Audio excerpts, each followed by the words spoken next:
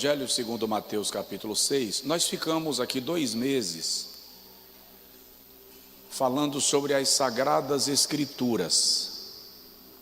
Eu quero hoje começar uma série de mensagens que deve ir até dezembro. Eu vou chamar de série Intimidade.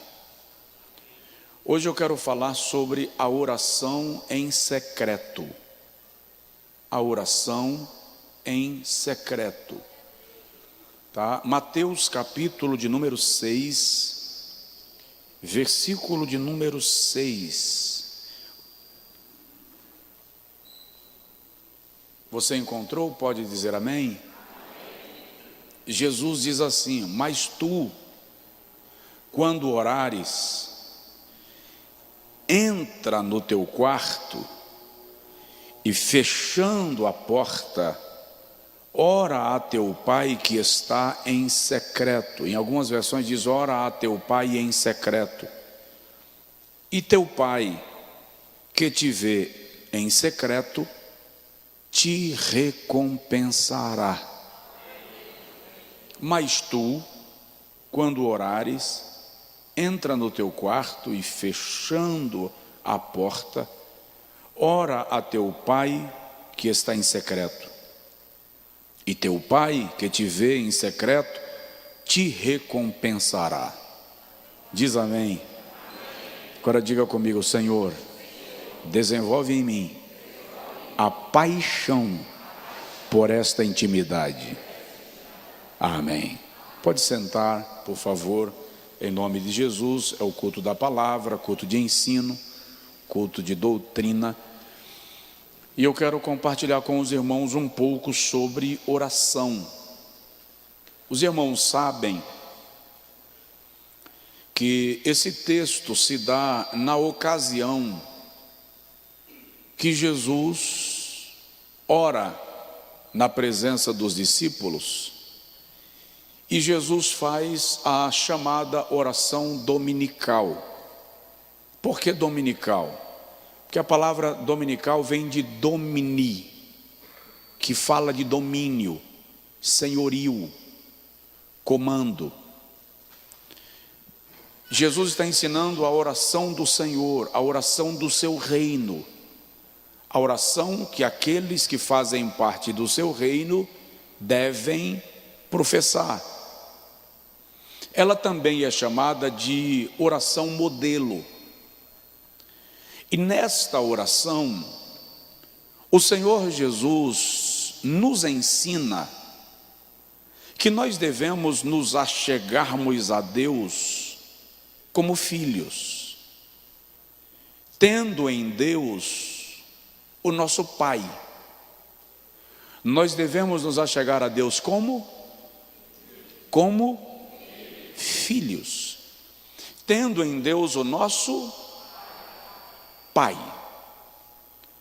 A nossa mente, de algum modo, tem dificuldade de assimilar esta característica específica de Deus.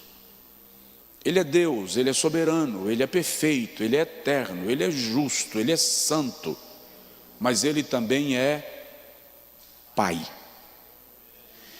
Deus é tão sensível a nós.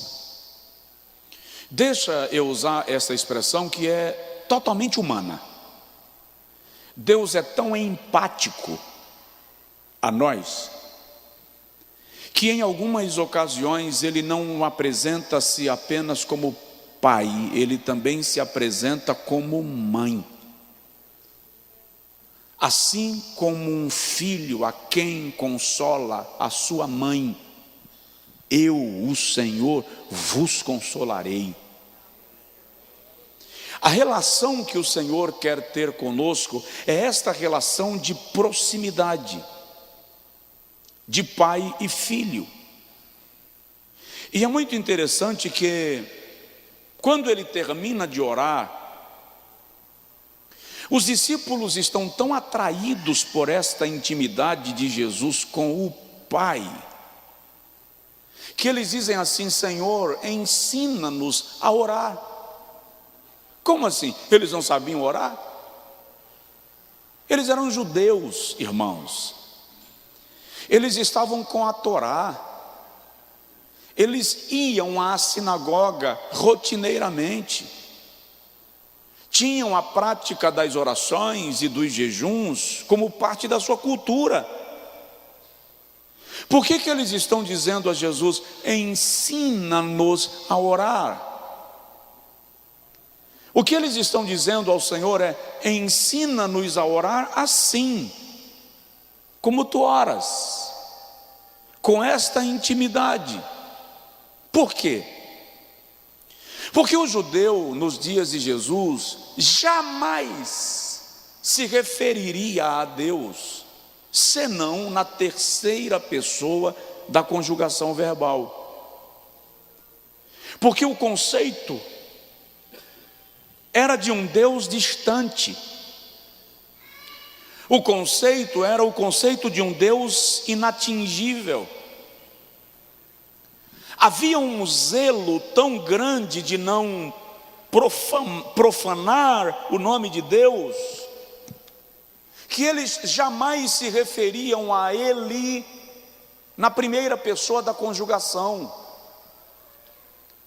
O escriba judeu, nos dias de Jesus e nos períodos que antecedem, quando eles estavam escrevendo o texto sagrado, na hora de escrever o tetragrama, as 4 letras que compunham o nome de Jeová, o historiador diz que eles se levantavam, tiravam a capa, lavavam as mãos, colocavam uma capa específica, pegavam uma caneta, uma pena e a tinta especial, só para desenhar o nome de Jeová.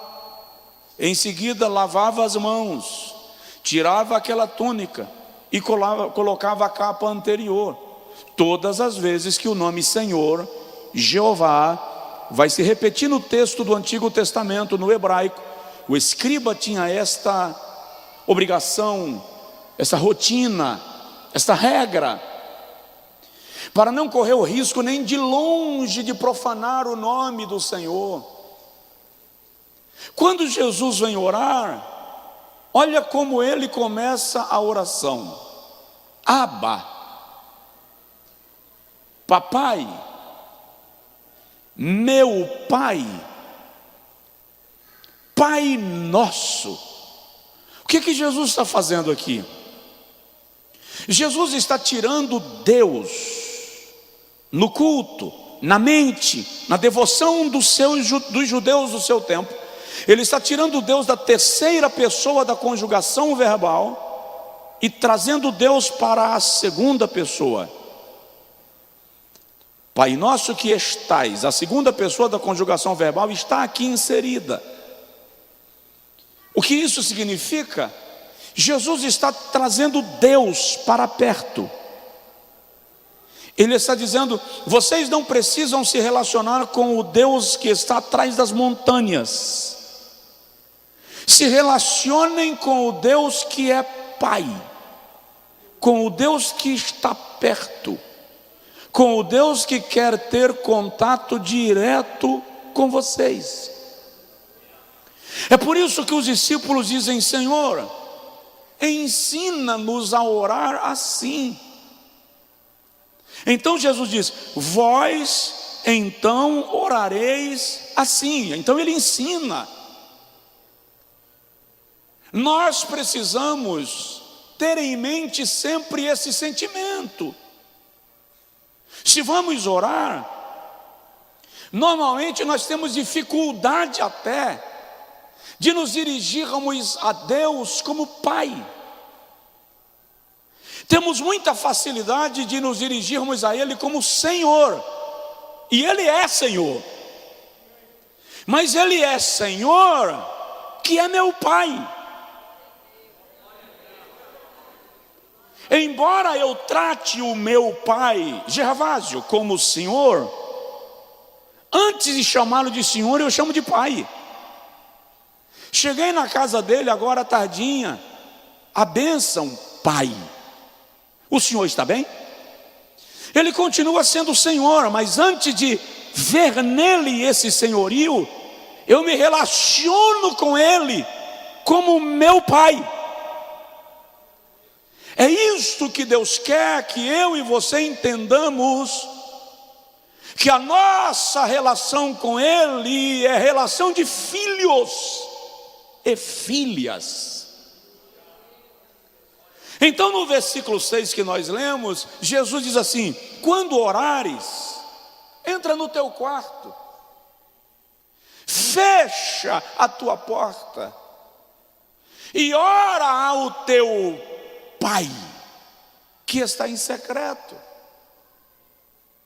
Só quem te receberia no quarto, no lugar da intimidade, a portas fechadas, não é o teu patrão, é o teu Pai.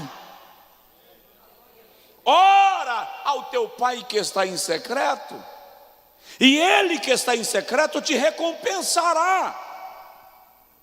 Donald Stamps, pastor norte-americano, que é o comentarista, idealizador da Bíblia de estudo pentecostal, ele escreve comentando desse texto que todo filho e filha de Deus precisa desenvolver o hábito de estar com Deus em secreto.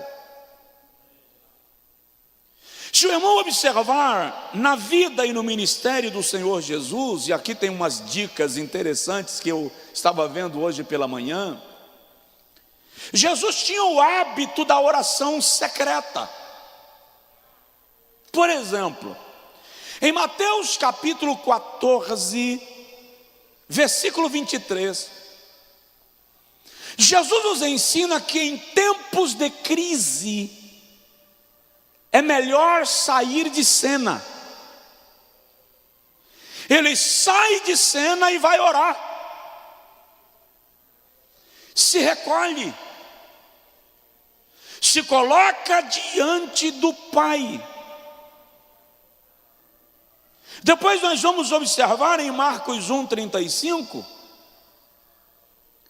depois de grandes realizações, depois de grandes milagres, Jesus também se recolhe.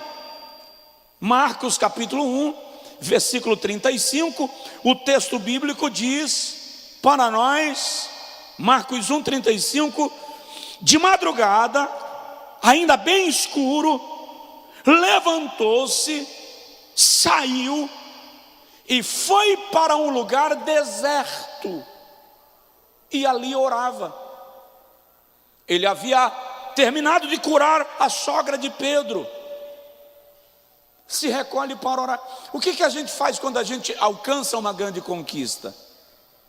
Depois de uma grande realização, a gente marca um churrasco, marca uma festa, chama a multidão para aplaudir, para nos reconhecer. Jesus sai para um lugar deserto e vai orar sozinho. Ele se recolhe para a oração em secreto quando ele está prestes a tomar uma grande decisão. Ele vai chamar aqueles que tornar-se-ão os seus apóstolos. E a Bíblia diz em Lucas capítulo 6, versículo 12, que antes de chamar estes apóstolos, esses homens que seriam seus apóstolos, retirou-se para um monte a fim de orar, e ali passou a noite toda em oração. Você se recolhe para orar antes de tomar decisões importantes? Ou toma a decisão e pergunta a Deus depois? Não é assim que a gente faz? Não dá tempo de perguntar para Deus, depois o Senhor, depois eu vou orar. Aí quando as nossas decisões colidem com o propósito e elas não dão certo, a gente vai dizer a Deus: mas Senhor, por quê? Onde estavas tu? Aí Ele olha para nós e diz assim: eu estava no mesmo lugar que eu sempre estive, você que não foi lá. A oração em secreto deve se tornar uma prática da sua vida cristã, da nossa vida cristã. Jesus ora, incrível isso, ele ora em tempo de popularidade, quando todo mundo falava seu nome, quando ele era, vou usar esse termo, me permita, ele era o cara da vez, o homem mais conhecido do território de Israel, cheio de popularidade. Lucas 4:42, ao romper do dia, saiu e foi a um lugar deserto, e as multidões o procuravam, vindo até ele.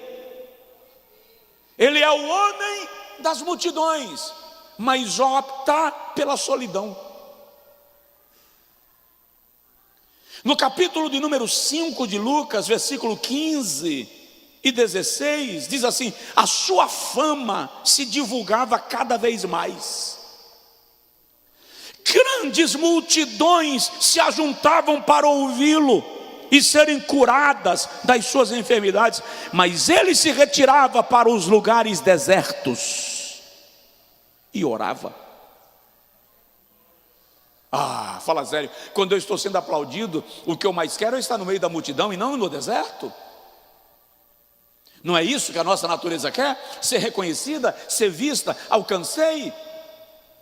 Jesus sai para o lugar deserto e vai orar. Por que isso? Preste atenção numa coisa. A popularidade gera duas reações imediatas e ambas são igualmente perigosas. A primeira reação imediata da popularidade é rejeição. Hoje, eu ouvi alguém dizendo assim: eu ouvia muito esse louvor, mas quando eu vi que era uma febre e todo mundo ouvia, eu parei de ouvir. Porque nós temos uma reação de rejeição imediata àquilo que todo mundo está dando valor demais. Você cria uma rejeição. Lucas capítulo 4, versículo 16, Jesus está vivendo um momento de grandeza, de expansão do seu ministério, tanto que querem fazê-lo rei. Ele é o candidato, ele é o camarada para ser a maior autoridade da região da Judéia. Ele rejeita, e de repente quem quer torná-lo rei, também quer jogá-lo na ribanceira, no monte do precipício. É alto, é alto. E ele sai da multidão e escapa, porque a popularidade gera rejeição. Então, muito cuidado com a popularidade, com a fama, com a exposição, se reserve. E a segunda reação imediata da popularidade é aceitação eufórica. Existe um aplauso natural, consequente da popularidade, mas esse aplauso natural também é perigoso, porque ele é fruto de uma multidão eufórica, a multidão que jogava palmas, que jogava folhas, enquanto ele entrava em Jerusalém, é a mesma multidão que depois grita: crucifica. É a mesma multidão. Então, provoca de leve a pessoa do seu lado e fala com ele assim: cuidado com a popularidade. A oração secreta era o lugar que Jesus procurava. Nestes momentos, se ele, o unigênito Filho de Deus, sente necessidade de orar em secreto nessas circunstâncias, porque eu e você não. A Bíblia Sagrada diz para nós, lá em Provérbios capítulo 8, versículo 17: eu amo os que me amam,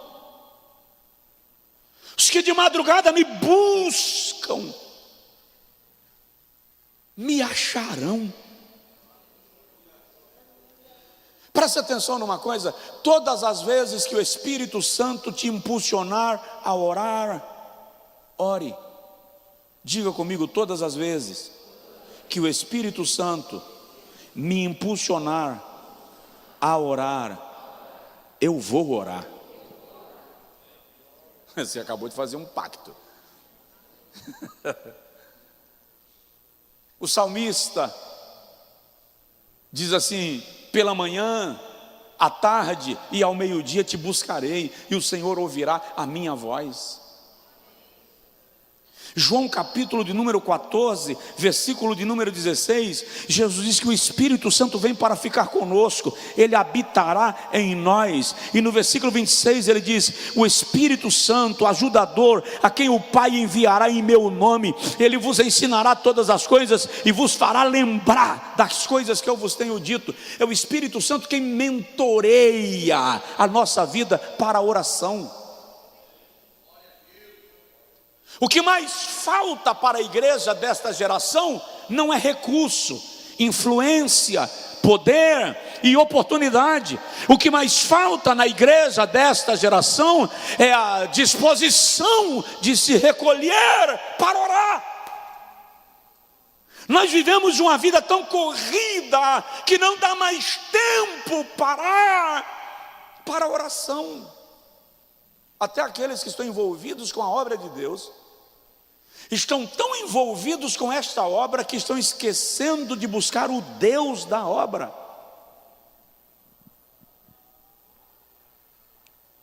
Trabalhamos feito máquinas que têm uma meta a cumprir e não temos tempo de parar para conversar com Ele.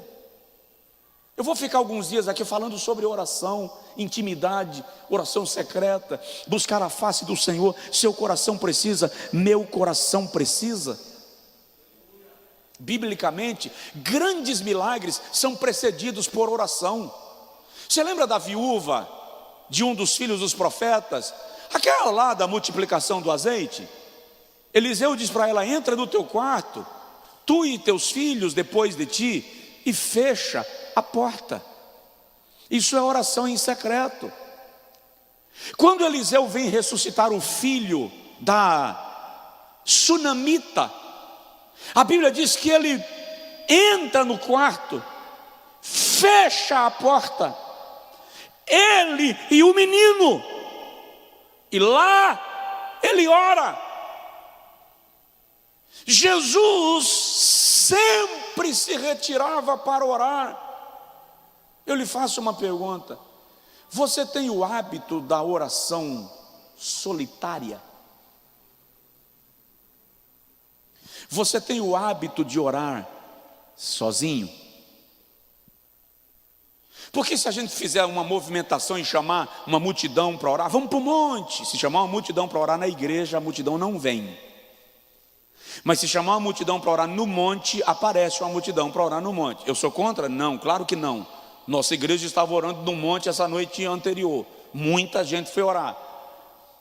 Mas eu estou falando do hábito da oração. A oração do monte é uma oração esporádica. Eu estou falando de você ter um momento seu, que você se recolhe, você e Deus, para uma conversa pessoal, uma conversa íntima, uma conversa de relacionamento. Não vou perguntar quem faz isso, até porque eu não quero que você se sinta forçado a levantar a mão. Eu só quero que você entenda que a partir de hoje, isto precisa fazer parte da sua vida, do seu hábito e da sua rotina. Agora, o que pode acontecer comigo quando eu desenvolvo a cultura da oração em secreto? Quando eu desenvolvo a prática de orar sozinho, meu momento de oração, não é da conta de ninguém, sou eu. Primeiro, ocorre genuíno arrependimento. Como assim, pastor? Presta atenção, todas as vezes que você entrar na presença de Deus, Ele é tão perfeitamente santo, que é impossível sentir a presença do Senhor e não se constranger pelas nossas falhas, pela nossa pecaminosidade, pelas nossas fraquezas. A oração em secreto gera em nós uma entrada tão íntima na presença de Deus, que Ele vai nos confrontar. E é nesta confrontação que se gera uma experiência poderosa de arrependimento. Lembrei-me agora de algumas irmãs que passaram para o culto de oração na igreja. E quando elas passaram, elas viram uma outra irmã brigando com a vizinha, discutindo com a vizinha. E elas viram aquela cena, balançaram a cabeça. Que mau testemunho. Ainda tem coragem de dizer que é crente. Não é assim que crente faz? E foram para a igreja. Lá está todo mundo orando na igreja, cantando, celebrando. De repente a irmã que estava brigando chegou para o culto. E essa irmã começou a adorar, e começou a cantar, e cantou, começou a celebrar. Daqui a pouco ela está falando em línguas. As irmãs que a viram brigando, olharam uma para a outra e disseram assim: quem é ela para estar falando em língua? Ela estava brigando no instante com a vizinha, está pensando que ninguém viu. O Senhor toma alguém numa palavra profética e diz assim: o momento que ela estava brigando com a vizinha, vocês viram, mas o momento que ela entrou na minha presença em lágrimas, só eu vi.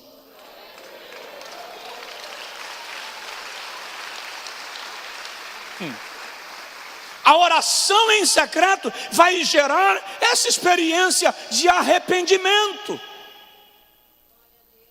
Quando Esdras chega em Jerusalém, no livro que leva seu nome, capítulo 9, e ele vai orar, porque ele percebe que a multidão está em pecado. Os homens de Jerusalém haviam casado com mulheres estrangeiras, a lei proibia, Jeová havia proibido. Esdras não chama os homens para virem orar. No capítulo 10, ele ajoelha sozinho na praça de Jerusalém e ora. E quando ele ajoelha na praça de Jerusalém e ora, ele começa a dizer: ó Senhor, perdoa-nos. Os nossos pais pecaram e nós fizemos pior do que eles, porque a gente permanece no pecado que eles cometeram. A Bíblia diz que por volta de meio-dia, alguém está vindo da roça, passa na praça de Jerusalém e ouve Esdras orando, e o cara para. Esdras não é conhecido em Jerusalém, ele estava no cativeiro, ele foi enviado do cativeiro pelo rei para ensinar a lei ao povo. Então o indivíduo que viu Esdras orando na praça da cidade não sabia quem era Esdras, não sabia que ele era sacerdote e escriba. Quem é esse orando aqui? Aí Esdras diz: perdoa, Senhor. Quando Esdras pede perdão, o indivíduo senta e começa a orar com ele. A Bíblia diz que no final do dia, todos os homens de Jerusalém estavam na praça de Jerusalém e oravam com Esdras e choravam. Até que um deles levantou e disse assim: Esdras, para de chorar. Dize o que temos que fazer e nós faremos. Nós abandonaremos os nossos pecados e serviremos ao Senhor. Ei, você quer que alguém se arrependa?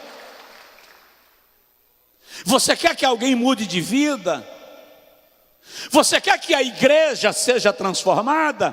Para de dar sermão religioso, moralista, carregado de espiritualidade própria para os outros. Ajoelhe, aí vai orar. Confessa: mas eu não estou em pecado, pastor. Confessa o pecado do outro. Chega lá diante de Deus: Senhor, os nossos pais pecaram, nós fizemos pior, nos perdoa. Peça para que o Espírito de Deus com graça venha produzindo arrependimento, para que haja mudança. A oração em secreto vai gerar arrependimento. Isaías capítulo 6, no ano em que morreu o rei Uzias, eu entrei no templo, e eu vi o Senhor assentado sobre um alto e sublime trono, e a orla do seu manto cobria os umbrais da casa, e eu vi serafins, que com 2 asas cobriam seus rostos, com 2 asas cobriam os pés, com 2 asas voavam e diziam: Santo, Santo, Santo é o Senhor dos exércitos, toda a terra está cheia da sua glória. Isaías diz: quando eu vi, eu clamei dizendo: ai de mim que vou perecendo. Ele estava na oração solitária com Deus. Presta atenção, na oração da igreja é gostoso. Você está orando com outras pessoas, mas na oração em secreto você se sente livre para dar murro no chão, para chorar, borrar a maquiagem, espernear. Experimente entrar no seu quarto, fechar a porta e orar sozinho. Se for orar com a multidão no monte, maravilha. Experimenta se separar da multidão um pouquinho e orar lá no canto, você sozinho. Experimente abrir o coração diante de Deus e rasgar a sua alma. Deus vai te revelar uma experiência extraordinária de conversão e mudança, que vai transformar a sua experiência de vida com Ele. Amém? Diga comigo: Senhor, produza em mim esse arrependimento. Segundo lugar, não vou concluir hoje, porque senão eu vou para 10 e não devo. A segunda experiência que a oração em secreto vai gerar em você é a experiência de transformação. Presta atenção nisso. Você já parou para analisar que Deus é muito discreto? Deus é muito discreto. Tem coisas que Deus quer fazer na sua vida que não é para ninguém saber. É só você. Presta atenção numa coisa: a principal obra de uma cidade é saneamento, esgoto.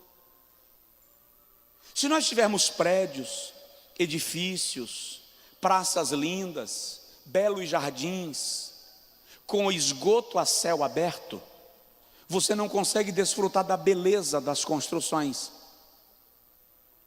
Experimenta ir num lugar onde não tem esgoto, rede de esgoto, e você vai perceber a fedentina, o mau cheiro. Mas o incrível é que ninguém vê obra de rede de esgoto. Por quê? Porque elas não são edifícios, elas são subterrâneas, são feitas embaixo. Você passa por cima delas todos os dias e nem se toca que só está andando numa rua limpa, porque alguém se prestou a abrir embaixo dos seus pés uma vala para correr a sujeira. Tem coisa que Deus quer fazer na sua vida que não é edifício, não é prédio. A multidão não vai ver, ninguém vai aplaudir. Por quê? Porque são obras tão íntimas, tão interiores, que só você vai saber. Mas são obras que tiram de Satanás o poder de controlar a sua vida. Você já percebeu que Jesus tratou Pedro no meio de todo mundo, mas ninguém sabia do que Jesus estava falando? Porque Jesus podia chegar para Pedro e dizer assim: e aí, Pedrão, me negou anteontem, disse que não me conhecia, na frente de todo mundo. Jesus fez isso? Não. Pedro, tu me amas? Ninguém sabia o que estava acontecendo, mas Jesus estava tratando Pedro. Isso é discrição, zelo, preservação. Ele está transformando Pedro sem ninguém saber que ele está tratando com o caráter de Pedro. Onde foi que você viu Deus, Jeová, falando dos tropeços de Abraão, de Moisés, de Davi? Eu preguei uma certa feita uma mensagem com o tema: eles pecaram mas andaram com Deus. E quando terminou o culto, um irmão, eu o respeitava muito, um senhor, eu acho que ele já dorme no Senhor, ele chegou para mim e fez assim: pastor, eu não admito o senhor dizer que os homens santos de Deus na Bíblia pecaram. Eu disse: irmão, mas eles pecaram, e pecaram feio. O grande segredo deles estava na rendição ao Senhor, e Deus nunca tratou da situação deles, levando-os, jogando para os leões. Ele sempre tratou da situação desses homens com restauração e transformação. A oração em secreto vai gerar em sua alma uma transformação que ninguém verá o processo, só verá o resultado.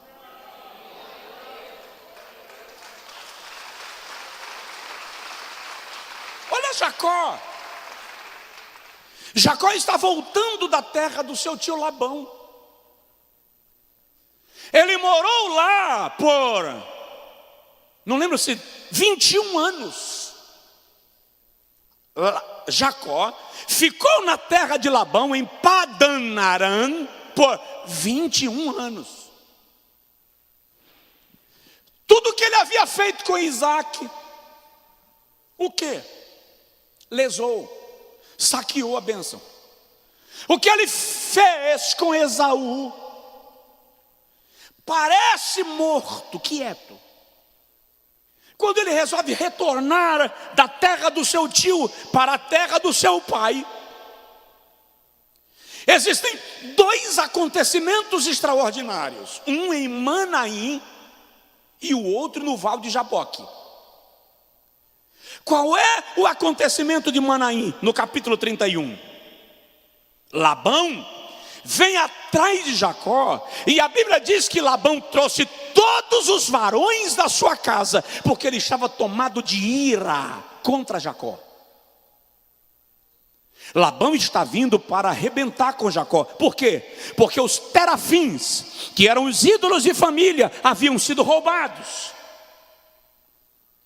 Quem tinha o terafim tinha o poder de controle sobre o clã. Quem roubou? Raquel. Labão vem nervoso, ele quer arrebentar com Jacó. Quando ele chega em Manaim, ele para descansar e dormir. E a Bíblia diz que enquanto Labão descansava, anjos do Senhor passaram em Manaim. E o anjo para na frente de Labão e diz assim: não ouses tocar em Jacó.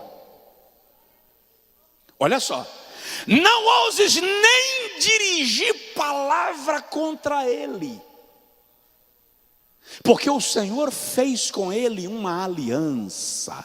É por isso que quando Labão encontra com Jacó, ele já encontra com Jacó manso, calmo, porque Jeová deu um aviso ontem à noite.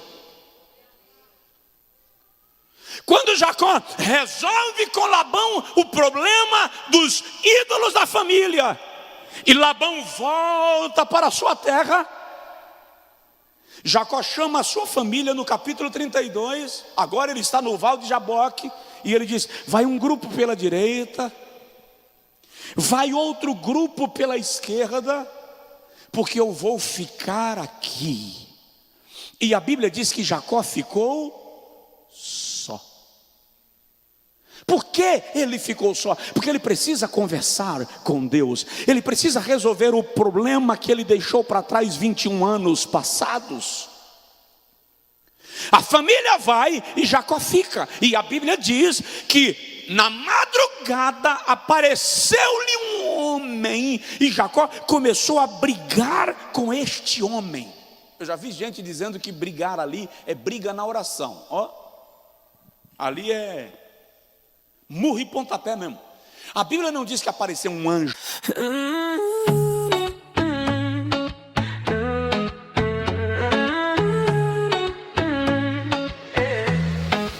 You left your scarf on my chair. I still see your name on the tag. I should have moved it by now, but I like the way it drags. You call me out on my mess and laugh when I act too cool. I swear I'm fine on my own till you leaning like a rule. And my heart goes click, click, click when you look at me like that. I try to play it low key, but I come right back. Play it back, I'm right here where you left me. Play it back, you know I'm easy to read. When you say my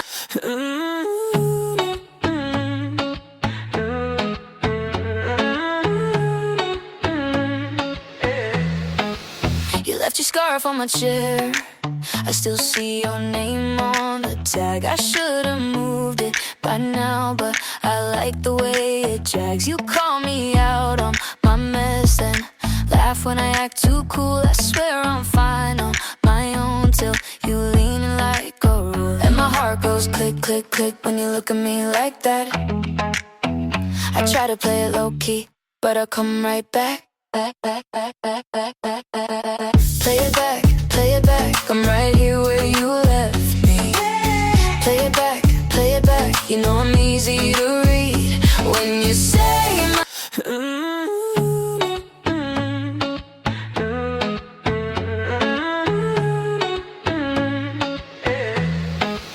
You left your scarf on my chair. I still see your name on the tag. I should've moved it by now, but I like the way it drags. You call me out on my mess and laugh when I act too cool. I swear I'm fine on my own till you leaning like a rule. And my heart goes click, click, click when you look at me like that. I try to play it low key, but I come right back. Play it back, I'm right here where you left me. Play it back, you know I'm easy to read. When you say my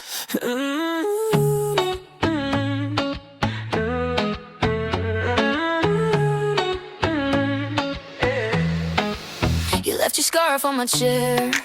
I still see your name on the tag. I should've moved it by now, but I like the way it drags you. Diz que apareceu um homem. Se Jacó tivesse visto um anjo, ele teria se prostrado. Quando ele viu um homem, sabendo que Esaú estava vindo com 400 homens para pegá-lo, Jacó provavelmente imaginou que aquele era um olheiro de Esaú que veio na frente para localizar onde Jacó estava. E ele parte para cima, tipo assim, você veio ver, mas não volta. Quando Jacó vai brigando com o homem, e o homem apenas se defendendo, se esquivando, chegou um momento que o homem tocou na juntura da coxa, e ela deslocou. Quando ela deslocou, Jacó atraca na cintura e diz: só te largo se me abençoar. Por que só te largo se me abençoar? Porque agora Jacó sabe que ele não está brigando com um homem qualquer. E o anjo diz para Jacó: me solta, porque o dia já está amanhecendo, a alva já está rompendo. E ele diz: não te deixarei se não me abençoares. Olha que coisa linda. O anjo pergunta a Jacó: qual é o teu nome? E o anjo não sabia? Sabia. E por que pergunta? Porque 21 anos atrás, quando Jacó aproveitou a cegueira do seu pai para tomar a bênção que tecnicamente, em tese, pertencia a Esaú, Isaque pergunta para ele: qual é o teu nome? E ele diz para Isaque: meu nome é Esaú. A primeira pergunta que o Senhor faz para ele agora é: qual é o teu nome? Tipo assim, você mentiu para o teu pai 21 anos atrás, mente para mim. É aí que ele diz: meu nome é Jacó. E o anjo do Senhor diz: não te chamarás mais Jacó, te chamarás Israel, que significa príncipe, porque você você lutou com Deus e com os homens e prevaleceu. Ali houve transformação. Eu vou parar. Semana que vem eu continuo, mas presta atenção nisso. Tem uma área na sua vida que você precisa de transformação? O que eu vou falar aqui agora é meio radical, é meio estrambótico. Você pode até não concordar comigo, mas lá vai. Tem uma área na sua vida que você precisa de transformação urgente. para de pedir oração aos outros. Vai você para o lugar secreto e diz para Deus: eu preciso dessa transformação. Diz para Deus. Não é o Senhor que pega os cacos do vaso que se quebrou e faz dele um novo vaso? Por que o Senhor está me deixando viver dessa forma? Eu quero ser transformado. Faça um compromisso com o Senhor. Se isso não acontecer no seu primeiro momento de oração secreta ou em secreto, faça o segundo. Estabeleça um propósito e diga para o Senhor: eu só paro quando o Senhor me abençoar, eu só te largo quando o Senhor me abençoar, eu só saio desse propósito quando essa transformação começar. Eu preciso viver a experiência de mudança. Santo de Deus, santa de Deus, se você reconhece que precisa de transformação nessa área, vai à presença dEle, porque quem te leva a reconhecer é Ele, e quem vai operar esse milagre na sua vida também é Ele. Mas eu e você precisamos querer a mudança. Olha o que Paulo diz em Romanos 12:2: transformai-vos. Ele está dizendo que você pode promover a sua transformação. Nós podemos promover a nossa transformação. E é o prazer de Deus fazer esse milagre em nós. Em nome de Jesus Cristo de Nazaré.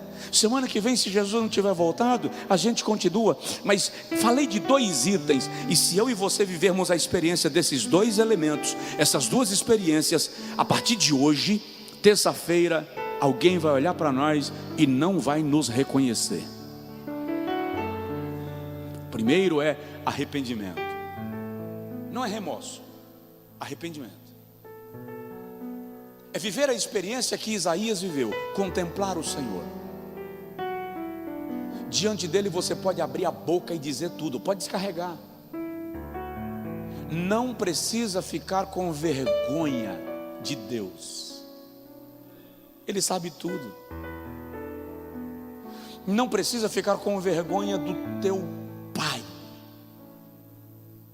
Eu sei que muita gente tem de alguma forma um trauma com a paternidade. E se me colocar na perspectiva de me relacionar com Deus como um pai, eu vou ter dificuldade, porque eu tive dificuldade na minha relação com meu pai.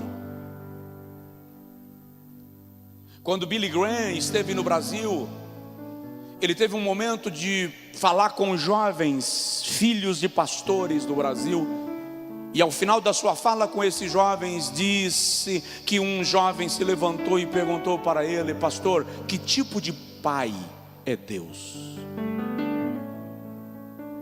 Mas deixa eu te falar, ainda que você tenha vivido dificuldade de relacionamento com teu pai,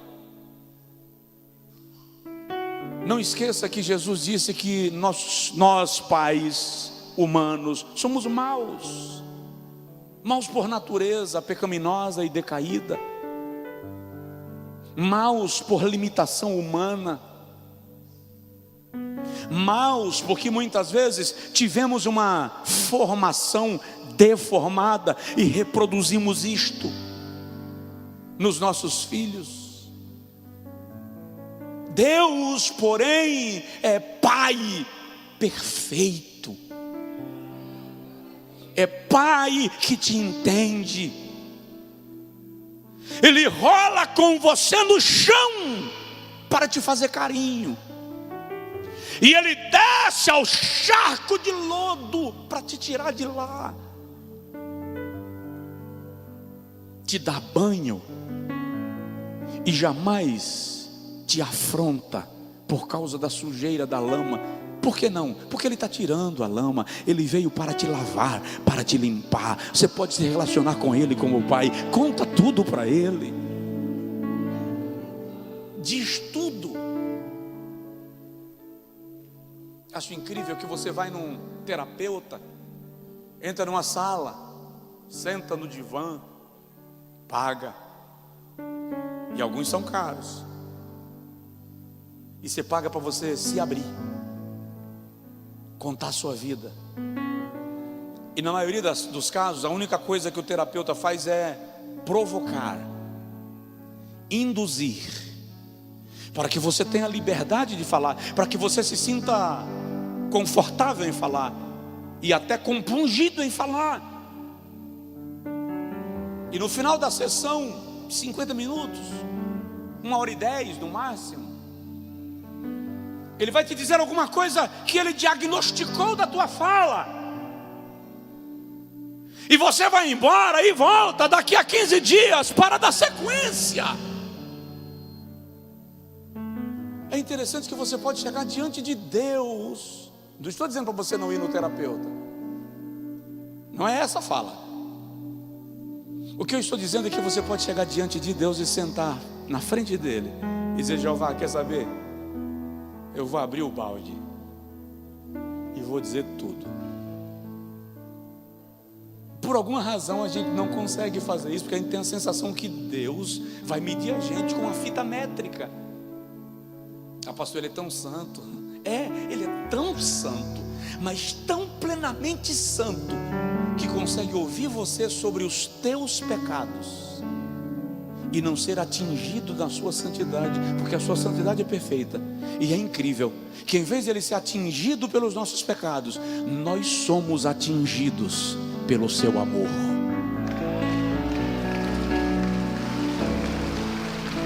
Fica de pé, por favor. Transformação é a segunda experiência. Os outros eu falo a partir da semana vindoura. A oração secreta vai gerar transformação. Não sei em que área você precisa. Temperamento, personalidade, comportamento. Seu marido é um trator-esteira, sua mulher é uma caçamba de direção mecânica, câmbio manual. Não sei.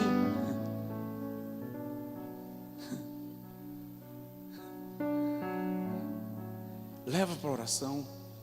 Ele não vai, pastor, não. Vá sozinho e leva na oração. Chega lá e diz assim: Jesus, eu vim te apresentar a minha tranqueira. O Senhor sabe que para dirigir essa caçamba está ruim, que está virado num trem, Senhor. O Senhor sabe que dirigir esse trator esteira está complicado. Mas eu estou colocando aqui diante do Senhor. O Senhor pode, porque às vezes Deus está apenas permitindo uma circunstância para transformar a mim e a você, para nos levar no ponto que Ele quer, porque você é vaso e Ele trata com a gente. Mas nunca se sinta recriminado por Deus, nunca se sinta rechaçado por Deus, nunca se sinta julgado por Deus. Ele é Pai. Quando meu filho, filha, quebra o copo, faz uma bobagem, tem uns pais que são destemperados, vai lá e senta a mãozona. Não é essa a ideia. Mas rapaz, você quebrou, vamos catar? E sabe o que acontece quando teu filho, tua filha quebra o copo? Fala sério, seu menino sentado à mesa deixou o prato cair e quebrou, você manda ele catar os cacos de vidro? Manda ou não? Claro que não. Se ele for pegar os cacos de vidro, ele vai se cortar. Ele quebrou o prato, mas você não quer que ele se machuque. Fica aí, espera aí que o papai vai pegar você, vai tirar da cadeira. Aí você pega ele, suspende, tira para longe, e você vai catar os cacos da bagunça que ele fez. Fala sério.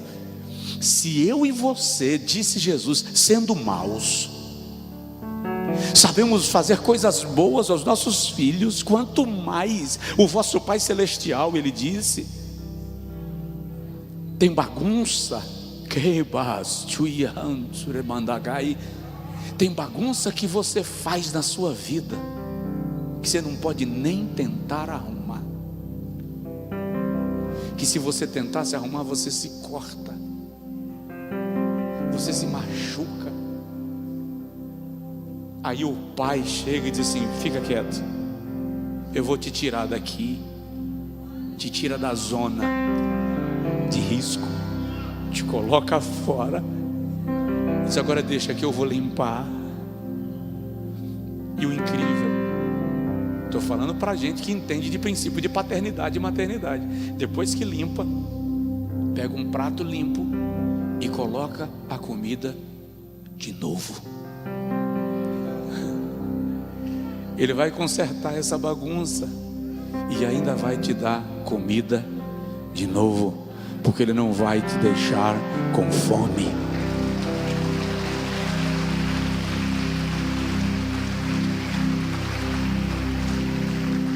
Ora comigo, ore ao Pai, diz para Ele, fala com o Pai assim: Senhor, eu quero ser despertado para a oração em secreto. Eu quero ser atraído ao lugar da oração. Eu não sei se vai ser de madrugada, se vai ser de manhã, se vai ser à noite, se vai ser meio-dia. Não é a hora que conta, é a disposição de ir. Pai, nós te suplicamos, acende em nosso coração a chama da oração. Acende no coração da tua igreja a chama da oração. Faz que os teus filhos desejem orar. Faz que as tuas filhas desejem orar. Pai, o Senhor sabe, uma coisa é orar porque preciso, outra coisa é orar porque desejo. Eu quero te pedir, Senhor, que o nosso coração seja atraído à oração, não por necessidade, não porque estamos em luta, não porque estamos em desespero, mas porque a chama da oração foi acendida em nosso interior, em nossa alma, e a nossa alma deseja orar, deseja estar em tua presença. Gera isto em nós, gera isto em nós, em nome de Jesus.